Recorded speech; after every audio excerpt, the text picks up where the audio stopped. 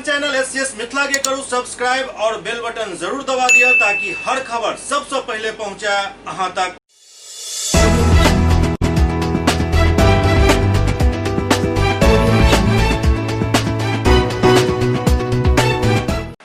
नमस्कार, अहाँ सब देख रहे एससीएस न्यूज। हम छी कमलेंद्र झा। और खबर के शुरुआत करी और सबसे पहले बात करी बिहार के पूर्व डीजीपी गुप्तेश्वर पांडे के जे अचानक वीआरएस ल लेला। वीआरएस के बाद ई कयास लगायल जा रहल अछि जे गुप्तेश्वर पांडे बक्सर से चुनाव लड़ रहल छथि, लेकिन एहि सब के बीच खुद गुप्तेश्वर पांडे एहि बात के स्पष्ट केलनि जे अखन तक हम कोनो पॉलिटिकल पार्टी ज्वाइन नहीं केलहुँ हन, करब तो जरूर बतायब। बिहार के पूर्व डीजीपी गुप्तेश्वर पांडे अचानक वीआरएस ल लेलन और उसके बाद वो बयान दिलन जे अखन तक हम कोनो पॉलिटिकल पार्टी ज्वाइन नहीं केलहुँ हन, चुनाव लड़े के अखन कोनो बात नहीं भेल हन। जखन पॉलिटिकल पार्टी ज्वाइन करब तो अहाँ सबके जरूर बतायब। गुप्तेश्वर पांडे मुख्यमंत्री नीतीश कुमार के जमकर तारीफ केलन और कहलन सुशासन के लऽ कऽ हुनक विजन बिल्कुल क्लियर है। मैंने न कोई पॉलिटिकल पार्टी ज्वाइन किया है, न मैं अभी कोई पॉलिटिकल व्यक्ति हूँ। जब ज्वाइन करूंगा तो आप सबको बता करके ज्वाइन करूंगा। सोसाइटी में काम करने का तरीका केवल राजनीति ज्वाइन करना नहीं है, बिना राजनीति में ज्वाइन किए हुए भी समाज में सेवा की जा सकती है। मैं जब तय करूंगा कि राजनीति में जाना है और तय करूंगा कि कौन पार्टी में जाना है वो भी मैं बताऊंगा। डीजीपी के रूप में आपने मुख्यमंत्री नीतीश कुमार देखिए, सेना वाले आप पर प्रहार कर रहे हैं कि आपने इस्तेमाल किया।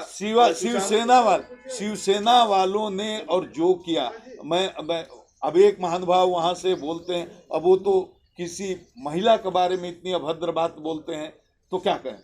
हमने बोल दिया रिया जी को कि उनकी औकात नहीं है कि बिहार के मुख्यमंत्री पर वो टिप्पणी करें। औकात का मतलब क्या होता है आप अंग्रेजी में देखिए, डिक्शनरी में स्टेचर। हम कहते हैं बिहार के मुख्यमंत्री जो एक संवैधानिक पद पर है या देश का कोई भी मुख्यमंत्री हो, हमारे यहाँ जो केस में अभियुक्त है, एक्यूज्ड है, जिस पर सुशांत की हत्या के साजिश का आरोप है, प्राथमिकी दर्ज की गई है, उस व्यक्ति को किसी संवैधानिक पद पर बैठे हुए व्यक्ति के बारे में कोई टिप्पणी नहीं करनी चाहिए। इसी अर्थ में मैंने वो कहा था। ये बताइए, आप डीजीपी रहे हैं, आप एक डीजीपी के रूप में आपने मुख्यमंत्री नीतीश कुमार को कहां पाया? बहुत करीब से आपने देखा डीजीपी के रूप में नीतीश कुमार। बिहार के मुख्यमंत्री नीतीश कुमार के बारे में एक ही चीज मैं कह सकता हूं कि वो प्रशासन के मामले में, पुलिसिंग के मामले में बिल्कुल बहुत ही सख्त हैं। उनका विजन बहुत ही क्लियर है कि पुलिसिंग के मामले में किसी प्रकार का नाजायज राजनीतिक हस्तक्षेप वो न करते हैं, न कोई सत्तारूढ़ दल का व्यक्ति करे इसको वो बर्दाश्त करते हैं।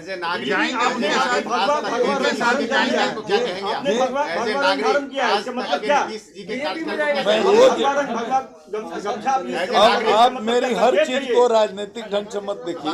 गुप्तेश्वर पांडे यो कहलनि जब तक हम डीजीपी पद पर छलहुँ तब तक हम समाज और प्रशासन के सेवा केलहुँ। आब डीजीपी नहीं छी तो आगा की करब, आवे वाला समय बतायत। डीजीपी हो कहलनि जो हम जाय जिला में काम केलहुँ हन, वो हमरा बारे में पता कऽ लेल जाय जे हम जाति और मजहब के कहियो पक्ष नहीं लेलहुँ, हमेशा समाज के हक में काम केलहुँ। डीजीपी हो कहलनि जे 40 से ज्यादा मुठभेड़ केलहुँ और आब हमरा पर यदि सवाल उठि रहल अछि तो एकर जवाब हम नहीं दऽ सकै छी।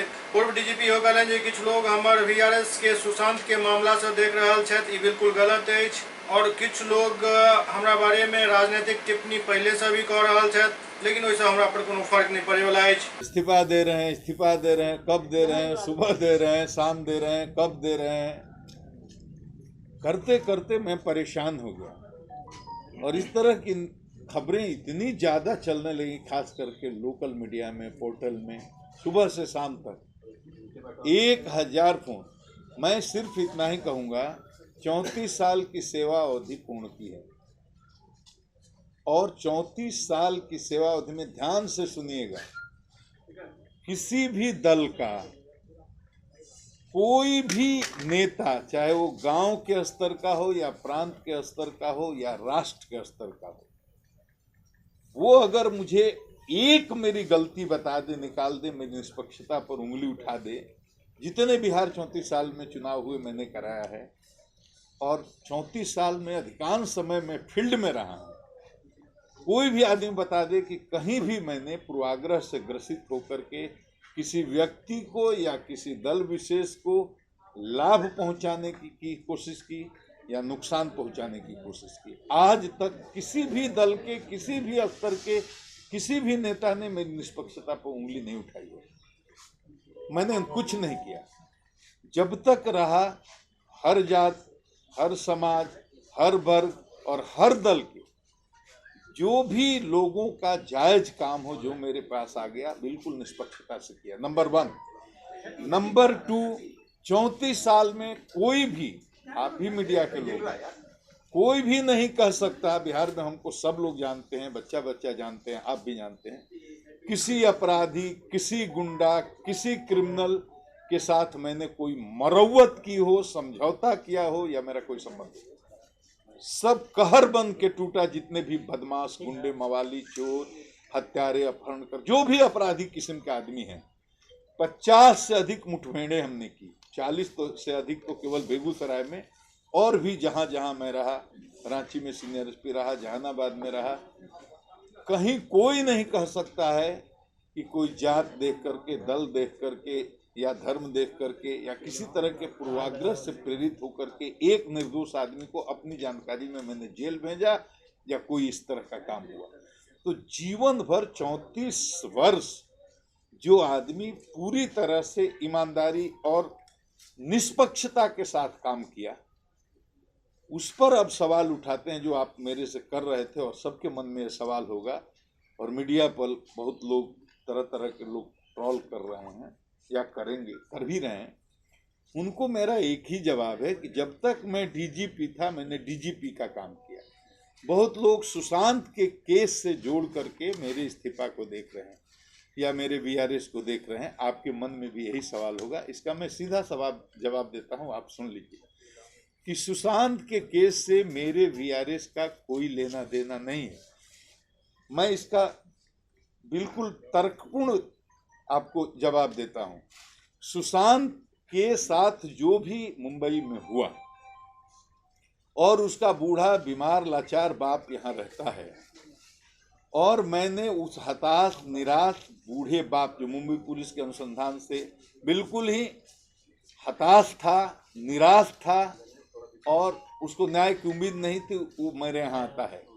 और यहाँ बिहार पुलिस ने जो एफआईआर किया, अब माननीय सर्वोच्च न्यायालय ने उस पर ठप्पा लगा दिया है कि वो काम बिल्कुल संवैधानिक था, कानूनी था, उसमें कोई गलत काम बिहार पुलिस ने नहीं किया, इसलिए इस पर कोई सवाल नहीं उठ सकता। अनुसंधान करने के लिए टीम गई, इस पर किसी ने, माननीय सर्वोच्च न्यायालय का फैसला आ गया है कि उसमें कोई भी गैर कानूनी काम नहीं था। मेरी अनुशंसा पर बिहार सरकार ने सुशांत वाले मामले को जो सीबीआई को सौंप दिया, उस पर भी हल्ला हुआ कि अधिकार ही नहीं है। माननीय सर्वोच्च न्यायालय ने अपने वर्डिक्ट में ये भी स्टैब्लिश कर दिया कि जो भी बिहार सरकार ने ये काम किया, सर्वोच्च सीबीआई को केस सौंपने का, उसमें कुछ भी गैर कानूनी नहीं था। हमारे अधिकारियों के साथ बेइज्जती हुई, इसके बाद मैंने हंगामा शुरू किया। हमारे अफसर को क्वारंटीन किया गया, उसके बाद मैंने हंगामा, प्रोटेस्ट करना शुरू किया। उसमें कुछ भी गलत नहीं था, क्योंकि माननीय सर्वोच्च न्यायालय ने खुद कहा कि जिस तरह से पटना के एक वरीय पुलिस पदाधिकारी को क्वारंटीन किया गया है, वो गलत है। तो जो भी मैंने किया एक डीजीपी की हैसियत से, और मैंने वो किया, और मैं लड़ा बिहार की अस्मिता के लिए, बिहार की प्राइड के लिए, सुशांत को न्याय के लिए। मैं उस लड़ाई को लड़ा, और मामला वो अब सीबीआई अनुसंधान कर रही है। मेरी भूमिका वहीं तक थी, उसमें कुछ नहीं है। बहुत लोग ये भी कह रहे हैं कि जोड़ करके देख रहे हैं कि वो सुशांत के मामले को आप इसलिए कर रहे थे कि आपको राजनीति में जाना था। ये वो लोग कह रहे हैं जो मेरे को नहीं जानते। मैं बिहार की माटी का हूँ, गांव के गरीब किसान का बेटा हूँ। मेरे घर में कोई जज नहीं है, कोई कलेक्टर नहीं है, कोई कमिश्नर नहीं है, कोई नेता नहीं है। मेरे पिताजी अनपढ़ थे, मेरी माँ अनपढ़ थी, मेरे बाबा अनपढ़ थे, मेरी दादी अनपढ़ थी, मेरे परदादा अनपढ़ थे, मेरी परदादी अनपढ़ थी, मेरे किसी भी 4 पुश्त में कोई स्कूल नहीं गया। मैं पहला आदमी हूं घर से जो 7 साल की उम्र कंप्लीट करने के बाद 8वें साल में जब प्रवेश किया तो झोरा और बोरा लेकर के और दूसरे गांव में जाता था पैदल। स्कूल में गुरुजी बैठते थे खटिया पर, बरगद के पेड़ के नीचे बोरा पर बैठ करके मैंने पढ़ाई शुरू की। और गांव में न सड़क थी, न बिजली थी, न स्कूल था, न अस्पताल था। उस माहौल से निकला हूँ, सेल्फ मेड आदमी हूँ। मैंने जीवन में केवल संघर्ष किया है और संघर्ष करके आज इस मुकाम तक पहुंचा। IRS में गया, IPS में गया। मेरे काम करने का तरीका हमेशा, आज जो सुशांत को बताइए, मैं जब बेगूसराय में चतरा में जब मैं था SP, पहली मेरी पोस्टिंग थी, तो मैं भूइया लोग हैं, गंजू लोग हैं, जो दलित, महादलित, शोषित, वंचित समाज के लोग हैं, उनके घर में जाता था। मैंने पहली बार गरीबी की परिभाषा जानी, गरीबी क्या होती है, कि साल में 3 महीने तक महुआ उबाल करके खा करके लोग जीते थे। मैं नहीं सोचता था कि ऐसा भी होता है। उस गरीबी को मैंने देखा और लोगों के बीच कम्युनिटी पुलिसिंग की। उसी समय हिंदू, मुस्लिम, सिख, ईसाई सब लोगों को लेकर के चलने का मेरे मन में जो संकल्प हुआ, बेगूसराय में 600, 700, 800 गाँव में मैंने युवाओं को संगठित करके और शांति के लिए संघर्ष का नारा देते हुए काम शुरू किया। उस समय बिहार में सबसे टॉप नंबर पर अपराध के मामले में शीर्ष पर बेगूसराय जिला हुआ करता था। और रंगदारी और अपहरण और डकैती, हर तरह के अपराध हुआ करते थे। दियारा में भी आतंक था। लेकिन करीब करीब 40 मुठभेड़ें हुई, आप बेगूसराय के लोगों से पूछिए। और पूरी 93 और 94 के जो अपराध के आंकड़े हैं बेगूसराय के, उस पर पहले शोध करिए। शोध करके आप देखिए, फिरौती के लिए अपहरण शून्य, रोड डकैती शून्य, पेट्रोल पंप लूट शून्य, बैंक लूट शून्य, बड़े ये रंगदारों के बीच में जो गिरोहों के बीच में संघर्ष चलता था वो शून्य। एकदम वो आंकड़ा देखने लायक है और बिहार के लोगों को, खास करके मीडिया के भाइयों को, उस पर शोध करना चाहिए। क्या बदला था उस समय, क्या बदला था? न पुलिस के पास आधुनिक संसाधन थे, न भवन थे, न गाड़ियां थी। हथियार के नाम पर वही पुराना 303 राइफल होता था, कुछ भी नहीं था। और उस जमाने में अपराधी AK-47 रखते थे, जो अपने मेरे दबाव के कारण घर पर खुद ही AK-47 फेंक कर गए थे। और बिहार के AK-47 की रिकवरी, पहली रिकवरी वो 93 में वो हमने की थी, जब बिहार में बिहार फोर्स पुलिस के पास भी AK-47 नहीं हुआ था। और लोगों को लाखों की संख्या मैंने संगठित किया और उनके सहयोग से ये मुठभेड़ें हुई और हजारों अपराधियों ने 6 महीने के अंदर सरेंडर किया। बेगूसराय में राम राज्य की स्थिति हुई। बिहार विधानसभा में नेता प्रतिपक्ष तेजस्वी यादव नीतीश कुमार पर हमला करैत कहलनि जे नीतीश कुमार सरकारी पैसा से बड़ा बड़ा होर्डिंग लगवा के अपन प्रचार कर रहा छथि। चुनाव के नाम पर नीतीश सरकार पर पैघ हमला करैत तेजस्वी यादव कहलनि जे होर्डिंग लगवा के जनता के पैसा के मुख्यमंत्री दुरुपयोग कर रहा छथि। तेजस्वी कहलनि जे नीतीश कुमार जहां बड़ा बड़ा होर्डिंग लगा के पैसा के दुरुपयोग जनता के चूना लगा रहा छथि, ओते अपन चेहरा चमकावे में लागल छथि और जनता के मूर्ख बना रहा छथि। वो कहलनि जे सरकारी पैसा के दुरुपयोग क के मुंह चमकावे से नहीं हैत। नीतीश जी के लागैत अछि जनता के किछु मालूमे नहीं अछि, लेकिन जनता सब जानैत अछि। तेजस्वी यादव कहलनि जे नीतीश सरकार जनता के मूर्ख नहीं बना सकैत अछि, हुनकर हार निश्चित अछि। आप नीतीश जी के हारे से क्यों नहीं बचा सकैत अछि? तेजस्वी यादव कहलनि जे आवे वाला दिन में दलित और किसान के जे गाली दै छथि हुनका जरूर सबक सिखायल जायत। दुनू मिलकर ही किसान और दलित के शोषण केलनि अछि और आब किसान के हकमारी कर रहल छथि, भ्रष्टाचारी सबके बचा रहल छथि। बड़ा बड़ा होर्डिंग लगा लेने से, सरकारी पैसे का दुरुपयोग कर करके मुंह चमकाने से नहीं होने वाला। जनता इनकी असलियत को पहचान चुकी है और आने वाले समय में बिहार का किसान जो गरीब हुआ इनके राज्य में, जो पलायन करने में मजबूर रहा,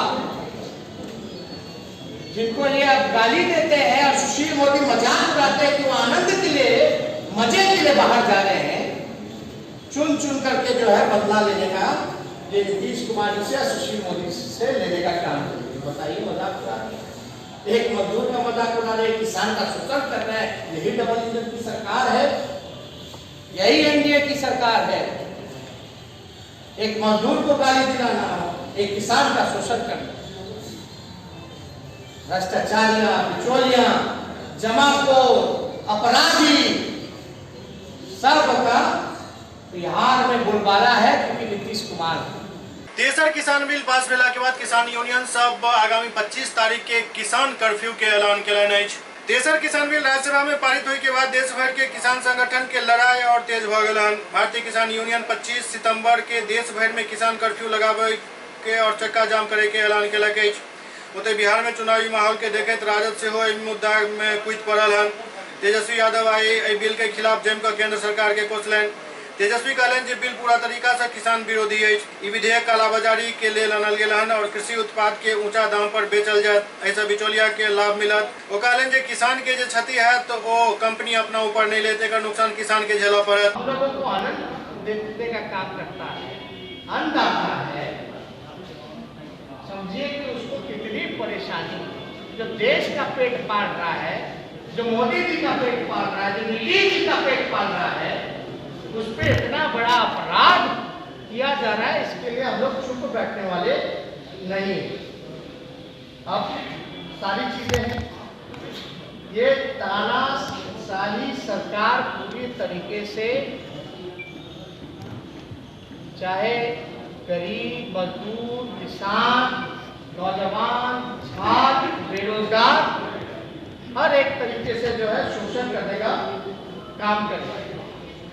और यही वजह है ना, जितने पुराने सहयोगी जो इनके अकाली दल थे, उनकी जो मंत्री जो रही हरसिमरत कौर, उनको रिजाइन करना पड़ा। आखिर क्यों उनको रिजाइन करना पड़ा? जितने पुराने उनकी जो सहयोगी रहे हैं। मैं यही सरकार से मांग करता हूं कि इस विधेयक को, जो किसान विरोधी है, इसको जल्द से जल्द वापस किया जाए और 25 तारीख को हम लोग बोले तो संसद में लगातार जो विरोध किया ही है, सड़क पर भी हम लोग इसका विरोध प्रदर्शन आने वाले 25 तारीख को हम लोग करने का काम करेंगे। ओना कांग्रेस से हो किसान बिल के काफी विरोध कर रहा है, लेकिन आखिरकार कांग्रेस के विरोध के वजह की है समझ में नहीं आ रहा है। किया तो यह कांग्रेस पार्टी आई किसान बिल के लागू करेला काफी प्रयास केने छल, लेकिन ई तखन संभव नहीं भ पायल छल। खुद कपिल सिब्बल आई पूरा बिल पर अपन की बयान देने रहत, कनेक ओहो पर ध्यान दिल जाए। जब किसान बोता है और बेचना जाता है तो उसके पास कोई मार्केट नहीं है, उसको मालूम नहीं किस मार्केट में जाना है। अगर मंडी जाता है तो 35 से 40% सामान खराब हो जाता है। और इस बीच में आठ लोग कमीशन एजेंट होते हैं, बीच में 8 कमीशन एजेंट बिचौलिए। और ये स्टडीज की गई हैं और मेरे पास आने हैं कि बेचारे किसान को 15 से 17% जो माल मार्केट में बिकता है उसका केवल 15 से 17% किसान को जाता है, बाकी बिचौलियों को चले जाता है। तो आप विपक्ष के नेता और विपक्ष दलों को यह तय करना है कि वो किसान के साथ हैं या बिचौलिए के साथ, यह आप तय कर लीजिए। पैसा ज्यादा मिलेगा, टाइम से पैसा मिलेगा, मिशन खत्म हो जाएगा, साथ में टेक्नोलॉजी मिलेगी, कैसे बोना है, कब बोना है, कितना पानी देना है, कितनी खाद देनी है, वेस्ट नहीं होगा। और उसका श्योर बायर है, उसका बायर पक्का है, क्योंकि एक समझौता हो गया प्री प्राइसिंग एग्रीमेंट में कि हमने तुमसे आकर लेना है। आप फिर दाम की बात, फिर हम दाम की बात करते हैं, जो दाम किसान को, पेप्सी को द्वारा 1 किलो आलू का मिलता है, वो बाजार में 3 रुपया किलो, और पेप्सी को उसको 5.75 रुपया किलो दे। बाजार में 3 रुपया, यहां लगभग 6 रुपया। 2010-11 में बाजार में 3 रुपया 80 पैसा से 5 रुपए तक, और यहां 6 रुपया। तो किसान को पैसा ज्यादा मिलता है, टाइम पे पैसा मिलता है। आम किसान बेचारा क्या करता है, मैं आपको बताता हूं। आम किसान की हालत यह है कि उसको पता नहीं कि कब मुझे मार्केट जाना है, उसको पता नहीं कि मैं कब बेचूंगा। और इस बीच 35 से 40% जो वो बोता है वो खराब हो जाए। बाबा साहेब डॉक्टर भीमराव अम्बेडकर के पौत्र प्रकाश अम्बेडकर एक press conference Kellen. Baba Saheb doctor Bhimrao Ambedkar के पौत्र प्रकाश अम्बेडकर पटना में एक प्रेस वार्ता केलन। इंडिया और चीन के बीच जे स्थिति बनल ओहि पर वो चिंता जाहिर केलन। केंद्र और राज्य सरकार अपन कर्मचारी के पैसा दे के स्थिति में नहीं ओहो पर वो चिंता जारी केलन। केंद्र द्वारा कृषि विधेयक आने पर से कटाक्ष केलन। प्रकाश अम्बेडकर कहलन जे देश में पॉलिटिकल आरक्षण खत्म हेबाक चाहिए और एक शुरुआत बिहार विधानसभा से हेबाक चाहिए। जनरल सीट पर SC/ST के उम्मीदवार के उतरवाक चाहिए। बिहार के जदयू बीजेपी सरकार पर समाज के निचला तबका के अनदेखी करे के आरोप लगलन। मैंने जैसे कहा कि चाइना और इंडिया की जो परिस्थिति बनी है लद्दाख और इलाके में, इकोनॉमिकली काफ़ी बड़ा नुकसान भारत सरकार का हो रहा है। सही है गलत है मैं ये उस पर भी नहीं जाना चाहता हूँ, लेकिन बिहार के इलेक्शन के बाद आर्थिक दृष्टिकोण से केंद्र और राज्य दोनों अपने कर्मचारियों को पगार दे पाएंगे, इस पर मुझे थोड़ा सा संदेह है। केंद्र सरकार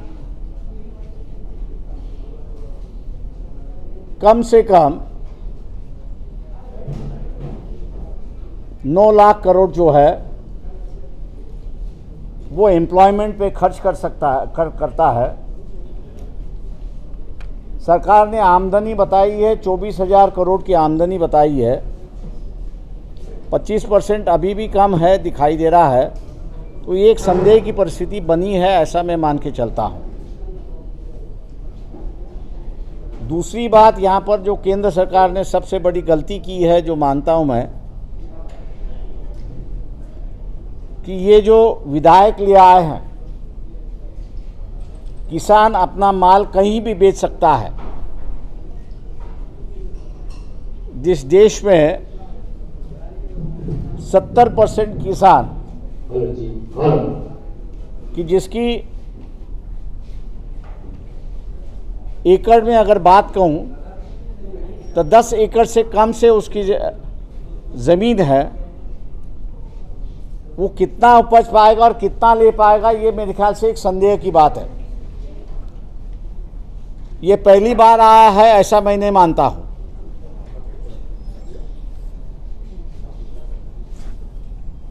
$1992 में इस बात को पहले आया था, उसके बाद में जो है वो 1999 में दोबारा उसको ले आए थे। आज भी अगर इंटरनेट खोल के आप देखेंगे तो शायद मेरे ख्याल से उसका नतीजा ये हुआ था कि 5 इंटरनेशनल कंपनियां इस देश में अनाज खरीदने के लिए आई थी, और उसका सबसे बड़ा नुकसान ये हुआ कि FCI कुछ माल खरीद नहीं पाई थी। नतीजा ये हुआ कि ऑस्ट्रेलिया के साथ में बैठ के हम लोग ने जो है चावल और गेहूं जो है उसको इंपोर्ट किया था, और एक तरफ से शॉर्टेज ऑफ गुड्स हुआ था, ऐसी एक परिस्थिति है। ये जो बिल आया है, ये बिल को मैं जो रिटेल मार्केटिंग में नए नए समझौते हो चुके हैं, अंडरस्टैंडिंग हो चुकी है, उसको सपोर्ट करने के लिए ये दोनों बिल आए हैं, ऐसा मेरा आरोप है। क्योंकि आज जिस तरह से मार्केटिंग सिस्टम है, मंडियों में आपको बेचने के अलावा दूसरा कोई रास्ता नहीं था। अभी जो है मंडियों का रास्ता उन्होंने ख़त्म किया है कि आप जिससे चाहे उससे बेच सकते हो। तो इसका मतलब ये हुआ कि ये जितने भी इंटरनेशनल मार्केटिंग कंपनियां आ चुकी है रिटेल इंडस्ट्री में, रिटेल मार्केट में, वो इसका फ़ायदा लेगी, और वो फ़ायदा लेते हुए किसानों का काफ़ी बड़ा नुकसान हो सकता है। ऐसे उस वक्त भी हुआ था, इस बार भी हो सकता है, और इसलिए इस बिल को हम लोग विरोध कर रहे हैं कि प्रेसिडेंट ऑफ इंडिया ने इस बिल को साइन नहीं करना चाहिए। ऐसा हम लोग ने उनको एक लेटर भी भेजा है और विनती भी कही है। बेगूसराय में राष्ट्रकवि रामधारी सिंह दिनकर के नाम पर एक विश्वविद्यालय बनावे के लेल आई ट्विटर पर जेम का ट्रेंड भेल और ई नंबर 1 पर रहल। एहि बीच अखिल भारतीय विद्यार्थी परिषद द्वारा आई पूरा मामला के लऽ एक नया प्रण लेल गेल। अखिल भारतीय विद्यार्थी परिषद बेगूसराय इकाई के कार्यकर्ता जीडी कॉलेज में दिनकर जी के प्रतिमा के समक्ष संकल्प सभा के आयोजन केलक। संकल्प सभा में कार्यकर्ता सब संकल्प लेन जे बेगूसराय में जब तक दिनकर विश्वविद्यालय के स्थापना नहीं हो जाए तब तक आंदोलन जारी रहत। बेगूसराय में जब तक दिनकर विश्वविद्यालय की स्थापना नहीं होगी तब तक हम सब आंदोलनरत रहेंगे एवं इस लक्ष्य को आखिरी मंजिल तक पहुंचाकर ही दम लेंगे। वक्ता सब कहलन जे दिनकर जी के नाम पर एक विश्वविद्यालय के स्थापना को उनका सरकार सच्ची श्रद्धांजलि अर्पित कर सके।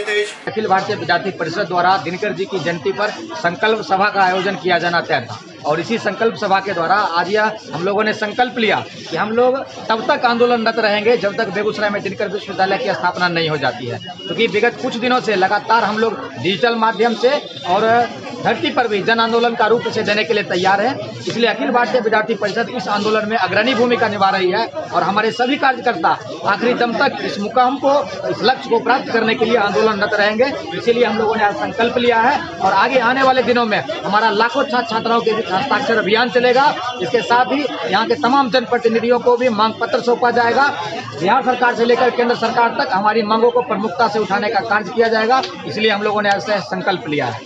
एससीएस न्यूज में अखन वक्त भऽ रहल अछि एकटा ब्रेक के बाद समाचारक सिलसिला जारी अछि। Global health care and diabetes research centre, जो बिहार में पहला अंतर्राष्ट्रीय तकनीक एवं आधुनिक सुविधाओं से लैस सुपर स्पेशलिटी डायबिटीज केंद्र है, जहां एक छत के नीचे डायबिटीज से संबंधित सारी सुविधाएं मौजूद हैं, जैसे कि diabetes heart care, diabetes eye care, diabetes neuro care, diabetes foot care, diabetes pharmacy और डायबिटीज प्रयोगशाला। पता जीसस एंड मैरी स्कूल के पास, Rahamganj, Darbhanga, Bihar. Doctor RLR public school CBSE curriculum, गुणवत्तापूर्ण शिक्षा को प्राथमिकता, सेल्फ कॉन्फिडेंस को बढ़ाना हमारा मकसद है। सामाजिक कार्यों के प्रति सजग। स्कूल में कड़ाई से CCE पैटर्न CBSE पाठ्यक्रम के द्वारा लागू है। यहाँ ई-लाइब्रेरी की सुविधा उपलब्ध है, कंप्यूटर लैब की सुविधा उपलब्ध है, उन्नत लेबोरेटरी की सुविधा उपलब्ध, स्मार्ट क्लास की पूरी व्यवस्था यहाँ उपलब्ध है। छात्र छात्राओं को स्कूल तक लाने और घर तक पहुँचाने के लिए ट्रांसपोर्ट की व्यवस्था उपलब्ध है। हमारे यहाँ अनुशासन का विशेष स्थान है। स्वस्थ वातावरण को जागृत रखने के लिए स्वच्छता पर विशेष ध्यान दिया जाता है। शिकायत और सुझाव को प्राथमिकता के आधार पर लिया जाता है। हमारा पता है डॉक्टर RLR पब्लिक स्कूल, सदर थाना road, Darbhanga, pin code 846009, mobile number 9430827387, 9835257788। Break के बाद पुनः स्वागत है। किसान कर्फ्यू चक्का जाम में जनाधिकार पार्टी से हो अपन समर्थन दिलक। पप्पू यादव ऐलान कलन जे 25 तारीख के हो सड़क पर उतरता। पूर्व सांसद और जनाधिकार पार्टी के प्रमुख पप्पू यादव कहलन जे 25 सितंबर के आंदोलन में हम सब शामिल भ रहल छी। पप्पू यादव कहलन जे किसान विधेयक के खिलाफ लगातार प्रदर्शन कर रहल छथि और सड़क पर उतर रहल छथि। 25 के भी सड़क पर उतरता और प्रदर्शन करता। 25 के आंदोलन के समर्थन दै के साथ ही पूर्व सांसद कहलन जे किसान के कोनो जायत नहीं होइत अछि और चुनाव के समय ये मुद्दा उठवाक चाहिए। और 25 को बंद कर रहे हैं, तो हम लोगों ने 25 को किसान को समर्थन दे दिया। कल ही हम लोग का घोषणा हो गया। हर चीज राजनीति करने के लिए नहीं की जाती है। चुनाव के समय किसान याद ना, पहले भगवत जात पात से तो निकले ये दल के लोग, नेता लोग। किसान कोई जात नहीं होता है। किसान की लड़ाई सबको मिलकर लड़ना चाहिए। हम स्वागत करेंगे सबका। पप्पू यादव की लड़ाई के पीछे पीछे सभी लोग चल रहे हैं, तो दिक्कत क्या है? ये लड़ाई पूरे देश का किसान संगठन विपक्ष एक है, सभी लोग, इसमें कोई राजनीतिकरण नहीं होगा। बिहार कमर कस चुकी है। 25 तारीख को पूरी बिहार की जन अधिकार पार्टी सड़कों पर होगी। सहरसा में अखिल भारतीय ट्रेड यूनियन के आह्वान पर रेलवे के निजीकरण के खिलाफ आंदोलन शुरू भेल। अखिल भारतीय ट्रेड यूनियन के राष्ट्रव्यापी आह्वान पर सहरसा रेलवे स्टेशन पर सीटू एटक एक्टू के नेतृत्व में सरकार के जन विरोधी नीति एवं सरकारी उपक्रम के निजीकरण के विरुद्ध धरना प्रदर्शन कयल गेल। सीटू नेता मोहम्मद सलीम, एटक नेता प्रभुलाल दास, एक्टू नेता प्रमोद शाह के अध्यक्षता में चलल धरना के संबोधित करैत ट्रेड यूनियन के नेता केंद्र के मोदी सरकार के जमकर आलोचना केलनि और कहलनि जे देश के सरकारी उपक्रम के बेचै के प्रयास कयल जा रहल अछि जे सफल नहीं हुआ देल जायत। ओ सब आरोप लगौलनि जे केंद्र सरकार एक राष्ट्रीय संपत्ति के बेच रहल अछि। रेल, सेल, भेल, बैंक बीमा, बीएसएनएल जहन सरकारी उपक्रम के कौड़ी के भाव बेचकर देश के कॉर्पोरेट घराना के हाथ सौंपल जा रहल अछि। पूरा देश त्राहिमाम कऽ रहल अछि। किसान, मजदूर, मेहनतकश, युवा, छात्र सब परेशान छथि और सरकार के एकर कोनो चिंता नहीं अछि। कितना तो मारोगे, कितने तो मारेंगे, हम तो मरने में हमारा इतिहास है। जब से देश आजाद हुए, आजादी से पहले से लेकर आज तक हम हर व्यक्ति की आजादी के लिए अपने आवाज को दबाने वालों जो दबाना चाहता है। ट्रेड यूनियन के आह्वान पर राष्ट्रव्यापी हमारा धरना प्रदर्शन प्रति मार्च का जो है सो कार्यक्रम है। ये कार्यक्रम इसलिए है कि भारत की सरकार देश की संपत्ति को, देश के सारे उपक्रम को, देश के सारी सरकारी संस्थाओं को एक एक करके बेच रही है और राष्ट्रवाद का नारा दे रही है। राष्ट्रीय संपत्ति को बेच के ये राष्ट्रीय व राष्ट्रवाद का ढकोसला नारा मोदी की सरकार दे रही है। आज रेल को बेचा जा रहा है, सेल को बेचा जा रहा है, भेल को बेचा जा रहा है, बीमा कंपनी को बेचा जा रहा है, बीएसएनएल को बेचा जा रहा है। आज पेट्रोल पंप को, सरकारी पंप को बेचा जा रहा है। आज जो है सो हवाई अड्डे को बेचा जा रहा है।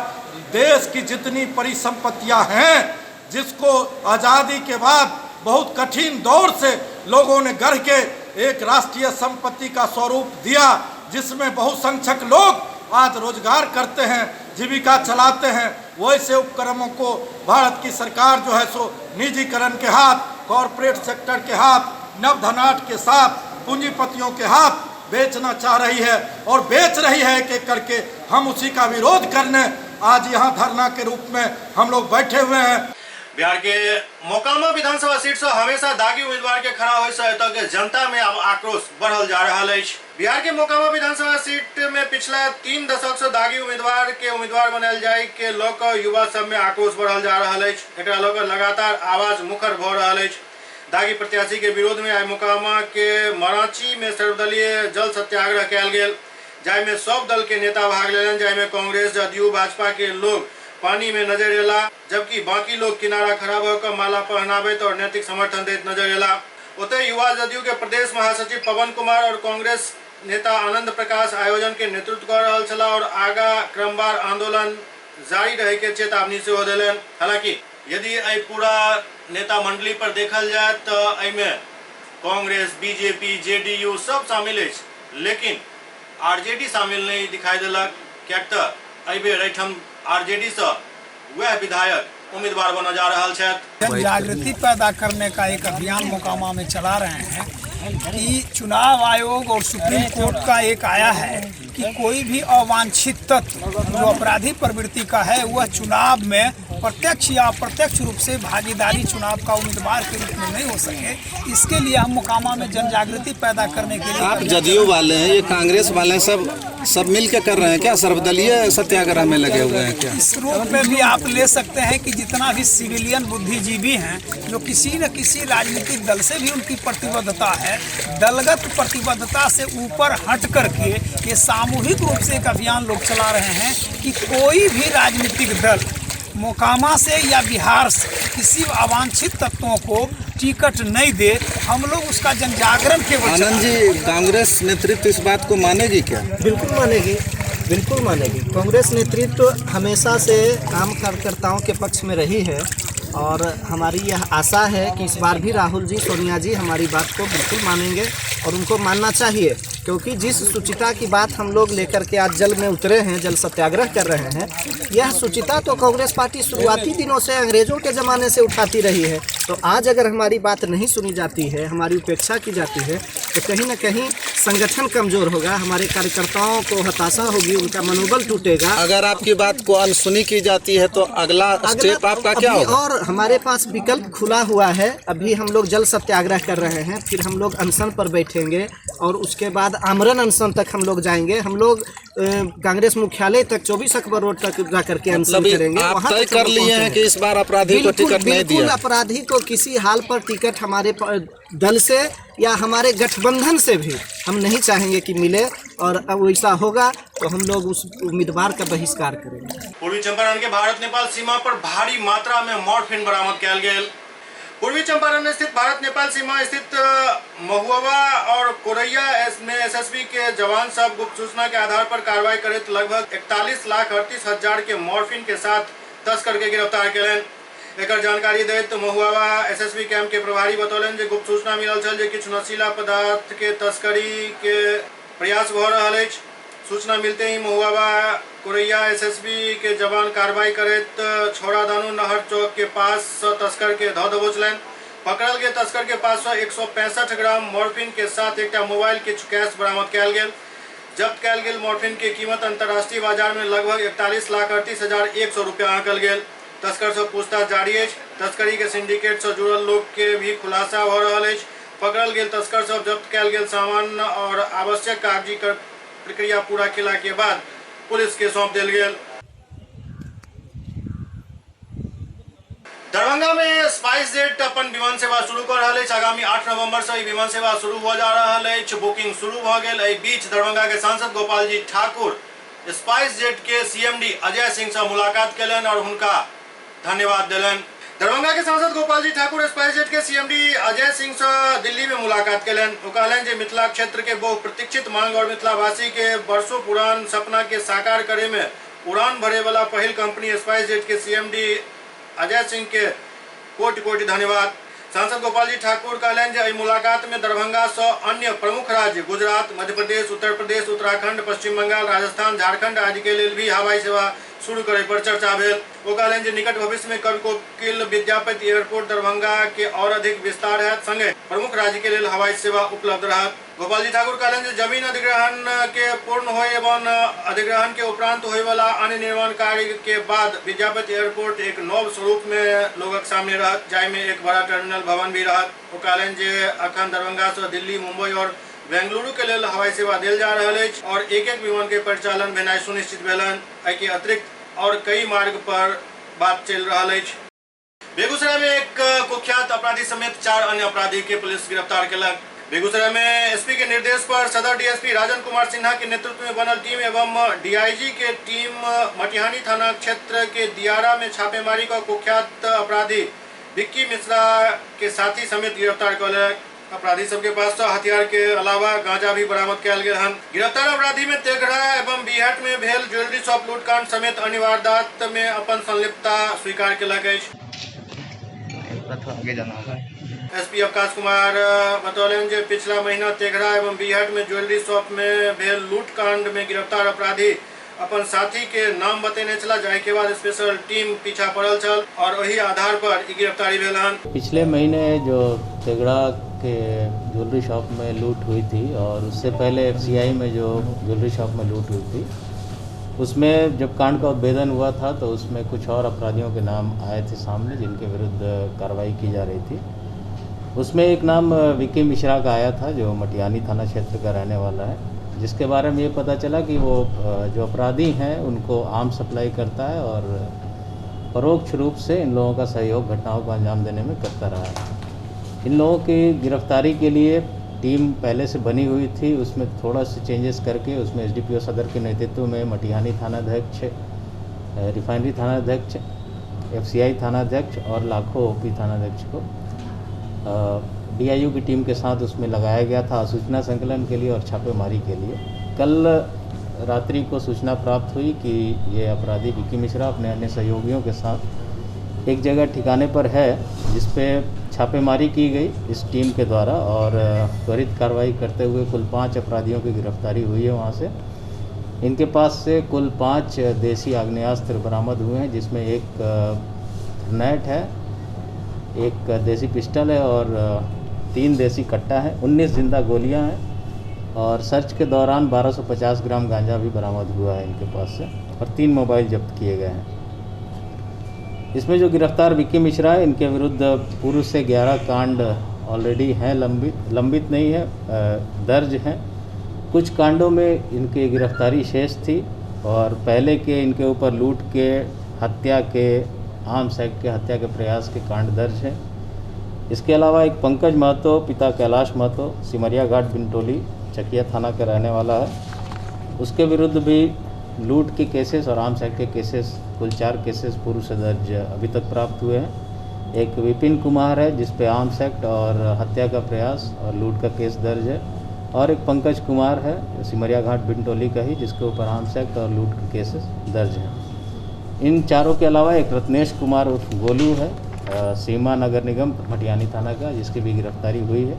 इन लोगों से पूछताछ की गई, जो केसेस पहले से हम लोग को ज्ञात थे जिनमें इनकी संलिप्तता आई थी प्रकाश में, उसके अतिरिक्त मुफस्सिल थाना में एक लूट का केस था, उसमें भी अपनी संलिप्तता स्वीकार की है इन लोगों ने, जिसमें इनको बाद में रिमांड पर लिया जाएगा।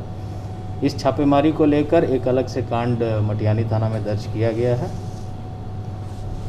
और ये एक बड़ी उपलब्धि इसलिए कही जा सकती है क्योंकि विक्की मिश्रा परोक्ष रूप से कई अपराधियों को आर्म्स मुहैया करा के और आपराधिक घटनाओं को अंजाम देने में मदद करता था। निश्चित रूप से इसकी गिरफ्तारी से हम लोगों को उम्मीद है कि कुछ घटनाओं में कमी आएगी। सोना मतलब बरामद नहीं हुआ, सोना वगैरह बरामद नहीं हुआ। तेगड़ा में जो अभी रिसेंटली ज्वेलरी शॉप में लूट की घटना हुई थी, उसमें SIT गठित है, वो हम लोग कार्रवाई कर रहे हैं, अनुसंधान जारी है। बहुत ही क्लोज हैं हम लोग इस केस के डिटेक्शन और रिकवरी में। मेन ऐसे केसेस में आप लोग जानते हैं अरेस्ट से ज़्यादा इम्पोर्टेंट है सामग्री की रिकवरी, और उस लिहाज से हम लोग आगे बढ़ रहे हैं। हमें उम्मीद है कि जल्द ही कुछ दिनों के अंदर हम लोग इस केस में भी सफलता प्राप्त करें। दूसरी जो घटना उसमें कितने सोने की चली? 4 किलो के करीब के FIR दर्ज कराया गया है। बेगूसराय के बछवाड़ा थाना क्षेत्र में एक महिला के करंट लगला से मौत भ गई। बेगूसराय के बछवाड़ा थाना क्षेत्र के रुदौली पंचायत के वार्ड नंबर 9 में बिजली के करंट के चपेट में आवे से एक महिला के मौत भ गई। मृत महिला के पहचान रुदौली वार्ड 9 निवासी बैजू शाह के 62 वर्षीय पत्नी उमदा देवी के रूप में भेल। जानकारी के अनुसार लगभग 6 बजे उमदा देवी अपना घर पर कोनो काम कर रहल छली और उनकर शरीर पानी से भींगल छल। एहि बीच बिजली के वायर पर ध्यान नहीं पड़ल, जाय कारण वो स्पर्शाघात के शिकार भ गेली। जब तक लोग किछ समझते तब तक उनक जान जा चुकल छल। सुबह 6 बजे। कैसे हुआ था ये? घर का तार था, भींगा हुआ था, कहीं हाथ दिया हुआ था। कितने बजे सुबह में, कितने बजे के आसपास घटना? 6 बजे आसपास। अच्छा, मृतक आपकी क्या लगती है?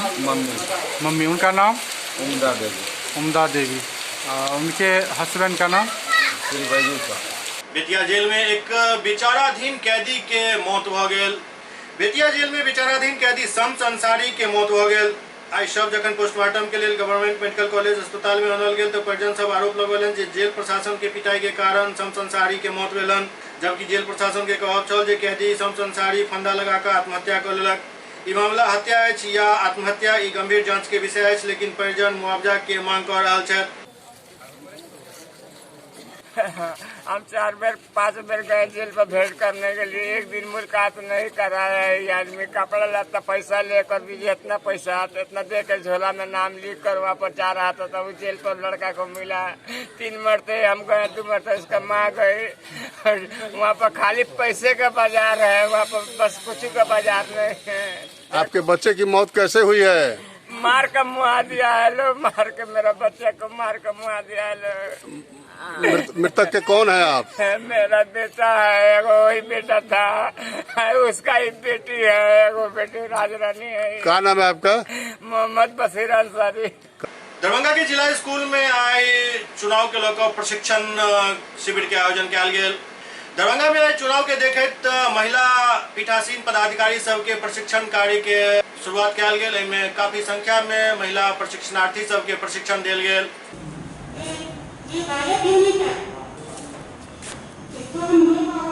ये प्रथम पाली की प्रशिक्षण चल रही है, पीठासीन पदाधिकारियों का प्रशिक्षण है।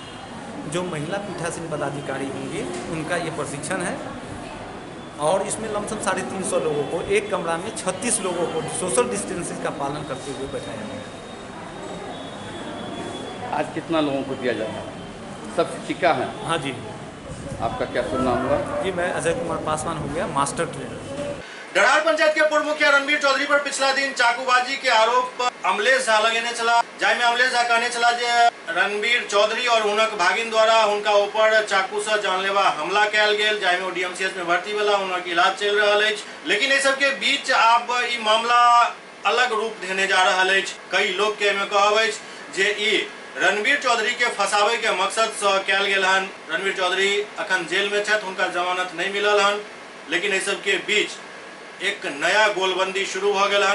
कांग्रेस नेता कीर्ति आजाद पूरा मामला में रणबीर चौधरी के घर पर पहुंचकर उनका परिजन सबसे भेंट कलन और आश्वासन दिलन जे रणबीर चौधरी के इंसाफ जरूर मिलत। हम किसी की तरफदारी की बात नहीं करते, न्याय की बात करते हैं। आपने कोई जांच नहीं किया, एक राजनीतिक केस आपने उसको बनाया, बिना देखे परखे समझे 307 की धारा, 323 की धारा, 341 की धारा, 506 की धारा आपने लगा दी। ऐसा कानून में कहीं पर भी धाराएं नहीं लगाई जाती जब तक कि उसको देख लिया जाता है कि उस धारा में कितनी सच्चाई है या नहीं है। 307 का मतलब होता है अटेम्प्ट टू मर्डर। और जो फोटो हम देखे हैं जिसके अंदर साफ यह दिखाई दे रहा है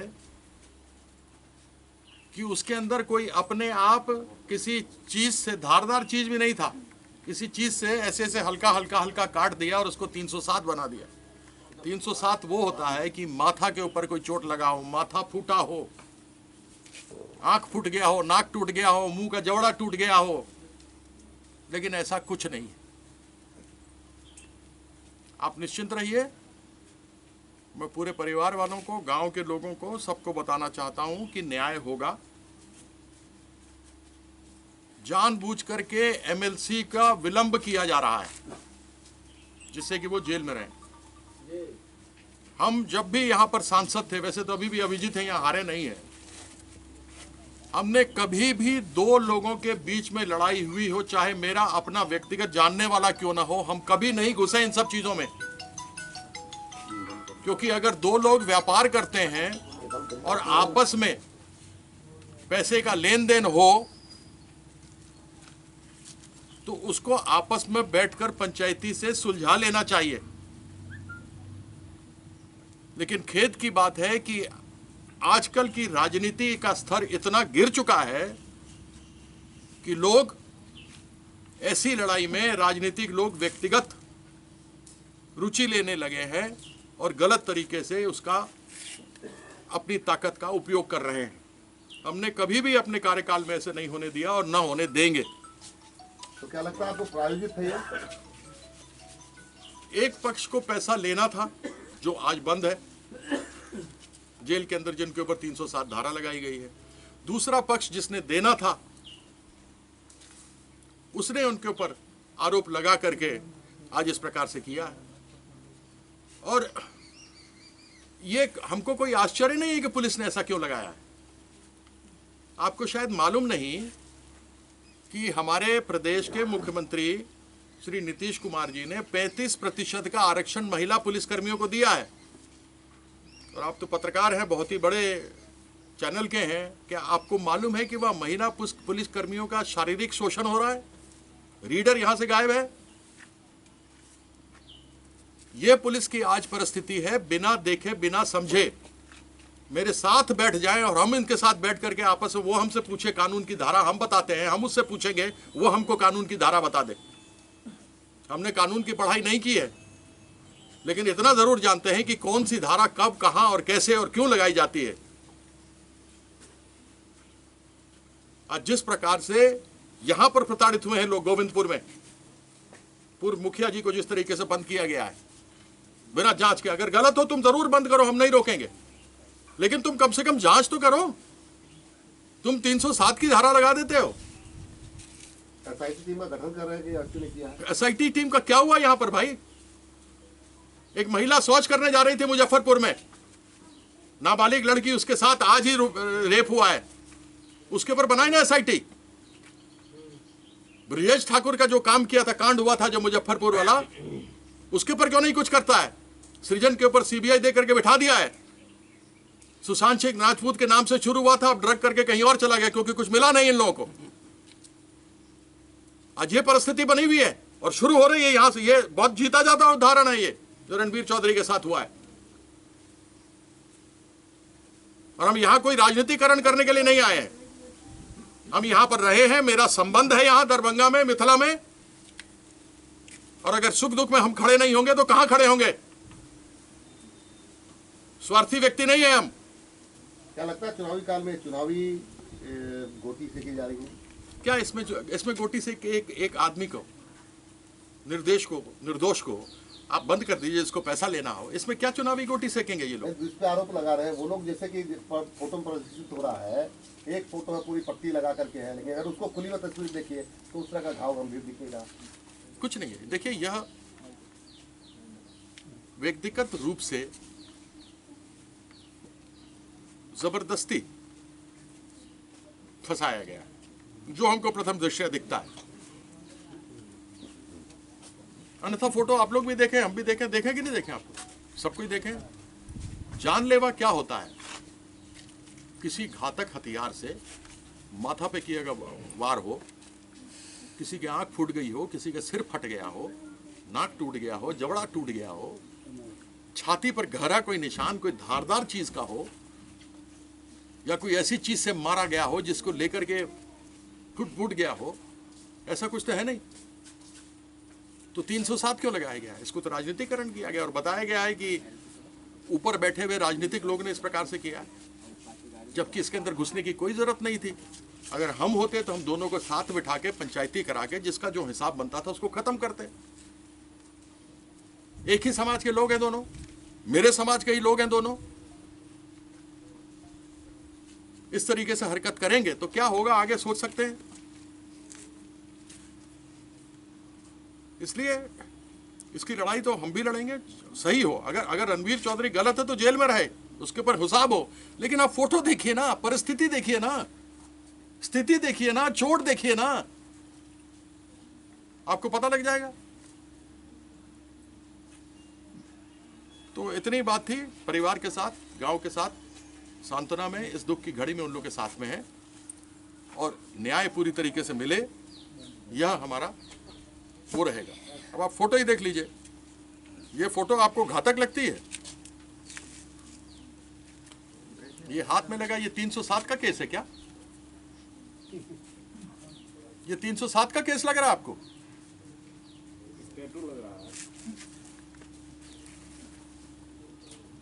ये 307 का केस है क्या? यहां पर कानून व्यवस्था पहुंच गई हमारी। 16 तारीख को ये घटना घटी थी। माननीय मुखिया रणबीर चौधरी जी पर में आरोप लगाया गया जो उन्होंने चाकू मार दिया। हम भी मार्केट में थे, हम अपने घर पे नहीं थे। हमको किसी ने फ़ोन किया, उन्हीं के आदमी ने फ़ोन किया, क्या तुम चाकू मारते हो तुम लोग? किस चीज़ का झंझट था? पैसे की लेन देन है, ठेकेदारी संबंधी कार्य चल रही थी दोनों आदमी के बीच। आज से नहीं, 2009 से ही चल रहा है। कितना पैसा के लेन देन की मामला है? 40 लाख रुपया के लेन देन की मामला है, और ये कोई मौखिक नहीं है, ये पूरा कागजात पर है, सारा लिखा हुआ है। सारा मुखिया जी एग्रीमेंट किए हुए हैं, और अमलेश झा मुखिया जी का साइन करके चेक से पैसा निकासी किया है। मुखिया जी चेक पर भी साइन नहीं किए हैं। ये तो खैर बाद की बात है, वो तो हम लोग करेंगे, लेकिन अभी इसमें सुपरविजन करने के लिए वहाँ देखिए जाके, कोई जाने को तैयार नहीं है घटनास्थल पर आप लोग जाके मिलिए, पूरा जनता से पूछिए, कहीं सत्यापित अगर हो जाए तो मुखिया जी को 307 में आजीवन कारावास होता है तो आप लोग लगवा दीजिए, लेकिन मुझे न्याय चाहिए। माननीय कीर्ति जी बोले हैं, बिल्कुल सही बोले हैं, छोड़ नहीं, सब कुछ है। क्या नाम है आपका? मेरा नाम रणधीर कुमार चौधरी, घर गोविंदपुर, मेरे भाई हैं मुखिया जी। दरभंगा के पोस्टल ट्रेनिंग सेंटर में कई मीडिया कर्मी के पोस्टल विभाग द्वारा सम्मानित किया गया। दरभंगा के पोस्टल ट्रेनिंग सेंटर में प्रेस मीडिया सम्मान समारोह 2020 के आयोजन किया गया, जाहिमे कोरोना काल में समाचार संकलन करे वाला पत्रकार सब एवं वॉरियर सब के सम्मानित किया गया।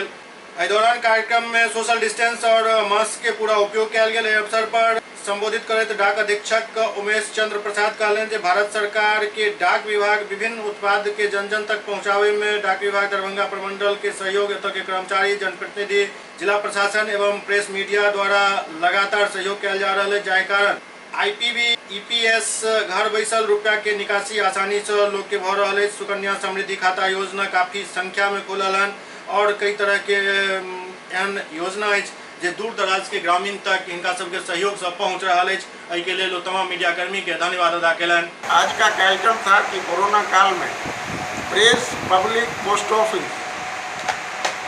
जो तीनों मिलकर जनता को जोड़ने में और जन कल्याणकारी योजनाओं को जनता के तक पहुंचाने में प्रेस मीडिया की भी अहम भूमिका रही है और उनका सम्मान करना हम लोगों का कर्तव्य बनता था, चूँकि जनता से जोड़ने में उन्होंने काफ़ी मदद की।